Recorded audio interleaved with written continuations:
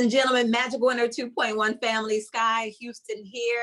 I come today not as Sky Houston, the influencer, but I come to you, I'm gonna take it back to when I was a 90s girl. A little bit about me. I've been an avid reader since 3rd grade. When I first fell in love with reading, it was a book that was beautiful in painting a picture, telling a story, and bringing the characters to life. So with that being the backdrop of my love for reading, I'm so super happy to bring in today's guest. On the line today, we have none other than the activist, the community organizer herself, the esteemed writer. Ladies and gentlemen, please welcome Sister Souljah. Hello. Peace. How y'all doing? So I'm super happy today. We're honored to have her now. She's overseas right now. She let me know that she's wrapping up this, what is it, a 33 station or 33 city tour? 33 stations, and some of it national and some of it local. All right. What part of the country or what part of, where are you currently? I'm in the wind, baby.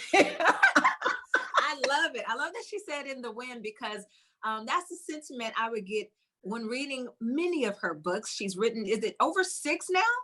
Yes, novels, and then 7 books altogether. Yes, nonfiction as well as fiction. And the body of work that we're discussing today is a fiction book.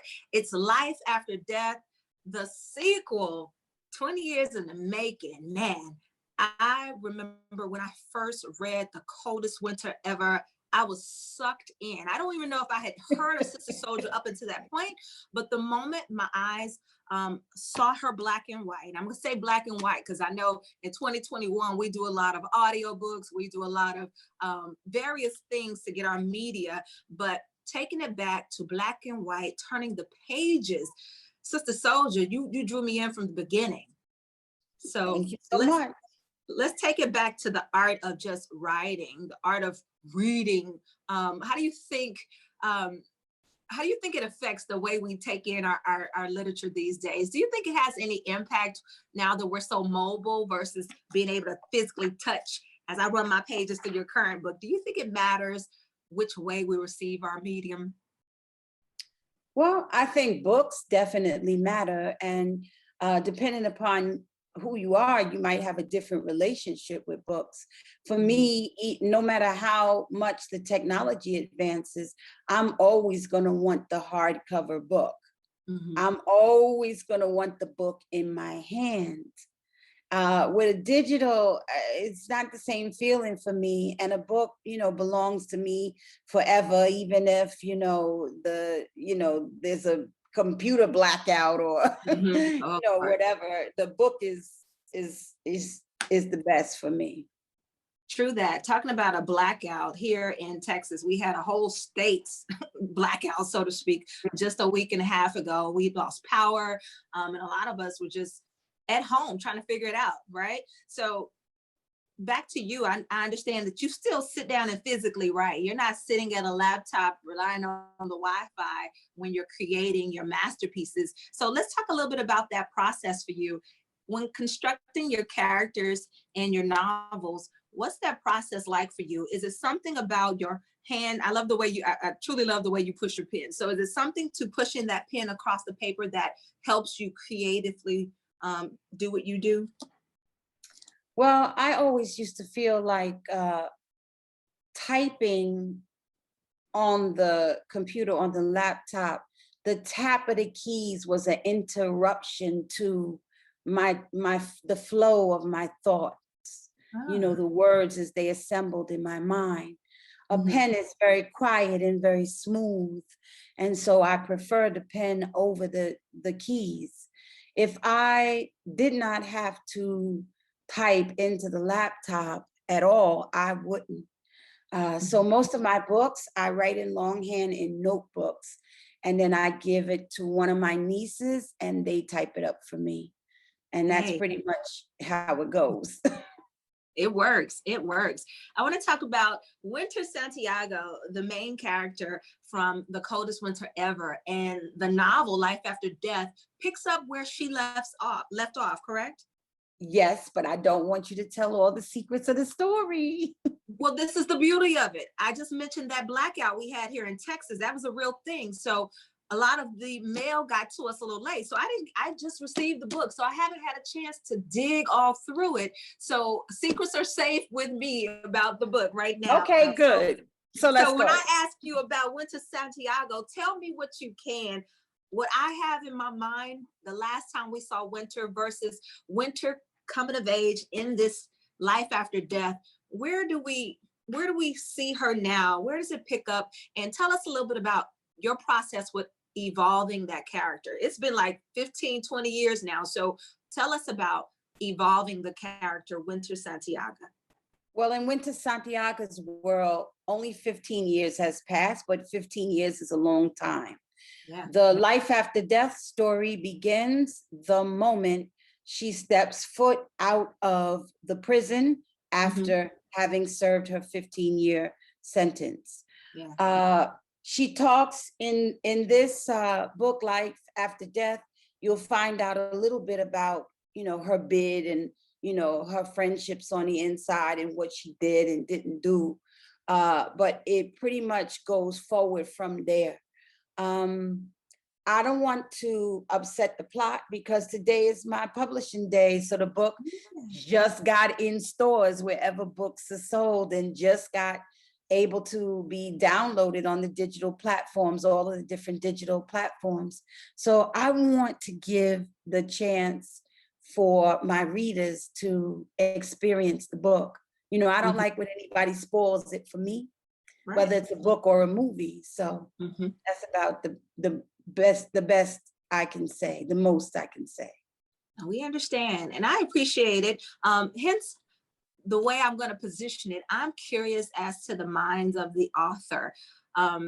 Just yesterday, I was able to watch on Netflix Life After Death, the story of Notorious B.I.G., right?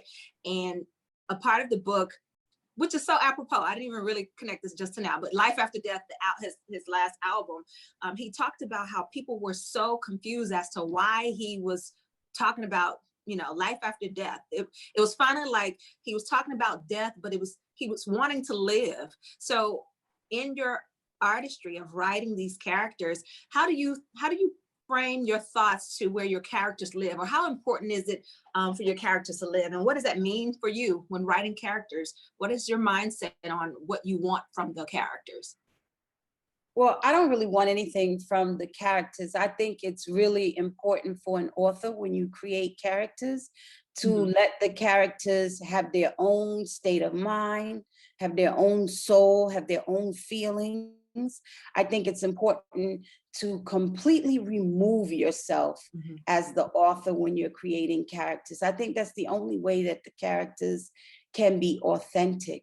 So I'm not trying to get the characters to do anything for me. In fact, probably people would remember from the Coldest Winter Ever that Winter Santiaga didn't even like Sister Souljah, which was fine in the storytelling because she told a story of a lifestyle that was totally not my lifestyle. Absolutely. But I love that she tells the story in her own voice. And I love that as well.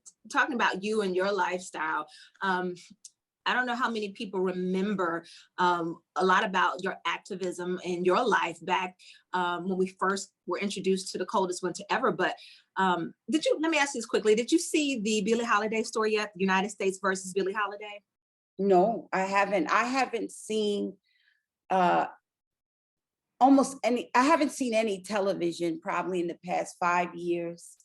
I had a self-imposed moment of silence, or whatever you want to call it, or self-quarantine that had been going on long before COVID, because I just needed to step back from the public and I needed to step back from the atmosphere of what was happening, at home in the United States. So I also needed to, go out and research for my characters and my stories and complete some of the works that I was working on.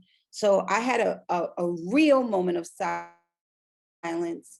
And, it's not just a catchphrase, it's just something that I really experienced for like the past 3 or 4 years.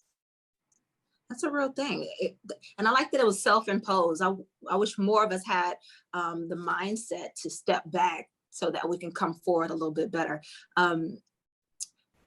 The book is out today. That's what she just let us know. It's on all platforms now.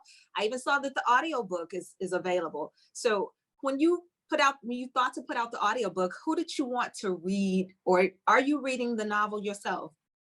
No, it's Nia Long, the actress, reading the novel.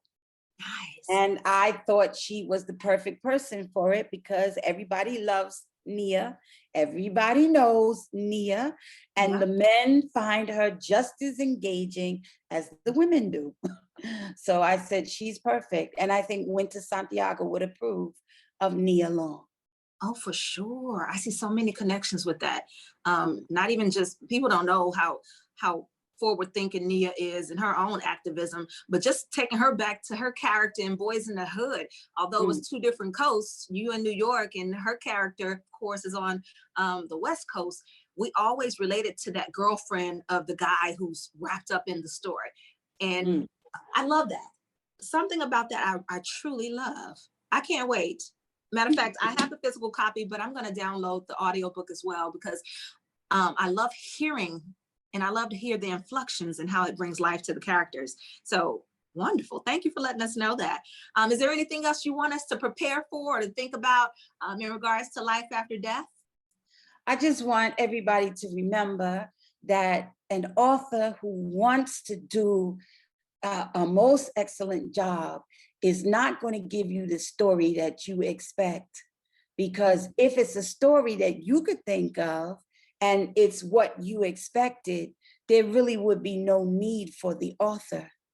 What makes an author is the ability to weave together a very unique, fresh, adventurous story that really is shocking to people. And, you can't predict what's going to happen on the next page. And that's what life after death is all about. Oh, I concur, because this is definitely, the few pages I've read already, this is definitely an original adventure. So saddle up for it. Come along on the journey with Winter Santiaga, and thank you for your artistry. Again, on the line, Sister Souljah, we thank you. We celebrate you for all of the years of providing us this literary masterpiece that you just, the body of the collection of work that you has given us. We appreciate you, and we wish you well, and we wish the project well.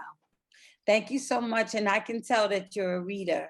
Sometimes I'm talking to people and I can tell that they're not readers, but you are a reader. So thank you so much. Yay, I appreciate you. Blessings, blessings. Peace. Peace.